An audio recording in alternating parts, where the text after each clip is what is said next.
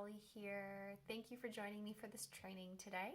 Today we are going to be talking about how to bring joy into your meal planning process. Now, before we begin on the 4 simple steps that you can take to bring joy into your meal planning, I'm going to offer a reinterpretation of what meal planning is. If you are anything like what I used to be or what the majority of my clients come to me for, they generally say things like meal planning is just an added task to their to-do list that they don't care to even bother with. It just seems so stressful and just something else to think about, and it's just going to take too much time. And I get it. I've totally been there. But now that I've kind of learned a new approach to meal planning, I want to share that new perspective with you. So the way I see meal planning now is that meal planning is a tool. It is a tool to save me time, and it is a tool to save me stress. Okay, let me give you an example. When it's 5 o'clock, your kids are hungry, you're hungry, you finished a busy day with them or with work or both, and you are just, ready for some food. A lot of the time, at least what I used to do, what my clients do, is you open up the fridge, you look inside your fridge, and you're like, what are we gonna make? Turn to your family, what are we gonna make? Nobody knows what to make. So a lot of the time, it's processed food, it's quick food, maybe you even order in, but it's not really something that comes from the sense of like love or ease or joy. Yet, when we have meal planning, which in the way that I approach it, in the way in which I teach, it can take 10 minutes, 15 minutes max to do your meal planning.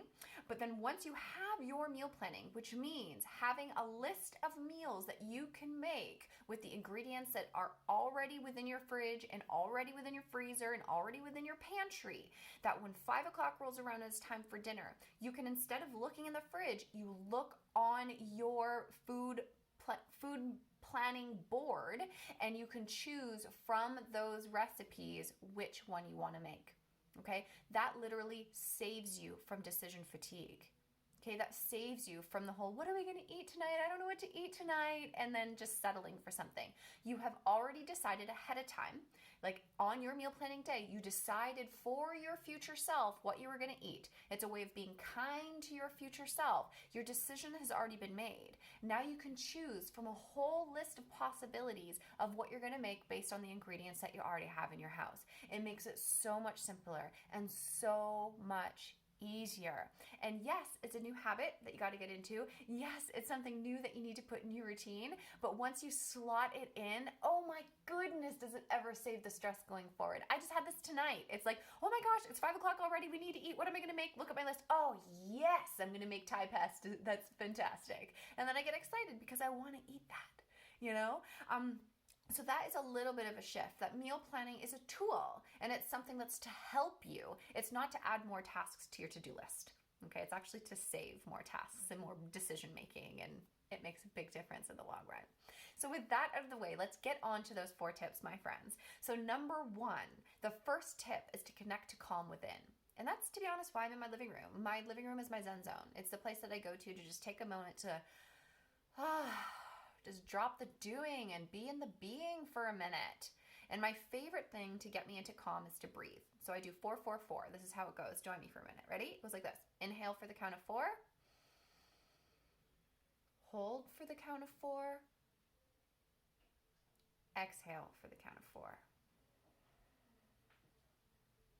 And if you did that along with me, you will feel that shift in your energy, that dropping into your heart center, that calming down.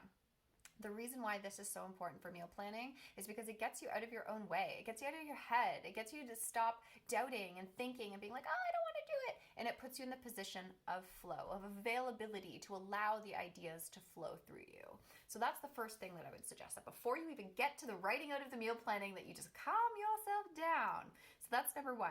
The number 2 is to discover your why, my friends. Why do you want a meal plan? Why do you want to cook nourishing meals for your family? Okay, I have a client that I worked with a while ago, and she came to me with these difficulties in the kitchen, and I got her to contemplate her why. And at first she realized, well, I cook so that my kids aren't hungry and that I'm not hungry. Seems sane enough, right? But when she actually got to it, she realized that doesn't jazz her up. That doesn't get her excited. That doesn't bring any joy. So when she actually went through the Discovering Your Why process that I offer through my Kitchen Alchemy course, she came to the realization of, oh my goodness, She wants to nourish the growing bodies of her babies. She wants to nourish them. She wants to nourish herself. So she's a full cup for them. This realization shifted everything. And ever since she has found her rhythm in the kitchen, she's enjoying making meals, she's enjoying the process of meal prepping, and planning. It changed everything for her. So that's what I offer as a suggestion for you. Inquire into your why. Like, why do you want to cook nourishing meals? Why do you want to meal plan? That why will help you with your motivation, and it will help you to inspire you to get the stuff done that you need to do each day. And then the third tip, you guys, is to put on your favorite music. Like, a lot of the time we need to snap into a new energy. We need to snap into a new zone. And for me, music really helps.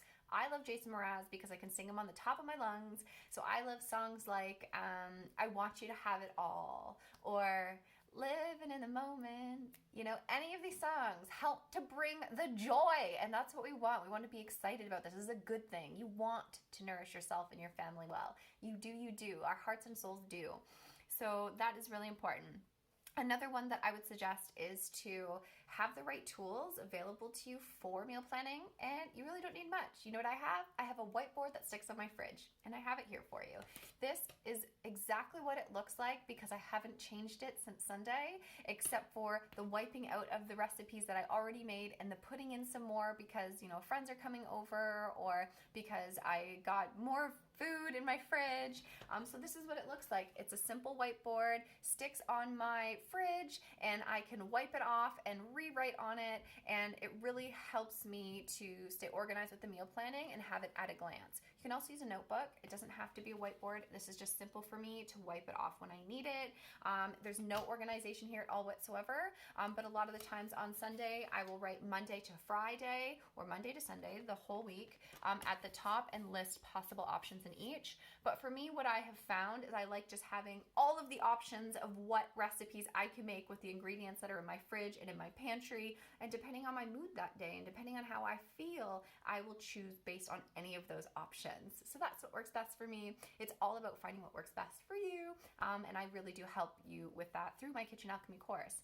I realize in this moment that there's 5 things that I want to share with you, so I want to make this one really quick. But the last one is just to affirm to yourself that the little work you do now with meal planning is going to save you time and stress later, and that you can do it.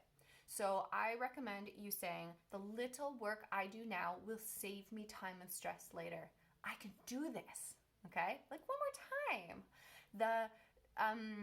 The little work that I do now will save me time and stress later. I can do this. I can do this. It's almost like you have to give yourself a pep talk, like we would with our children, you know, if they need to get their shoes on.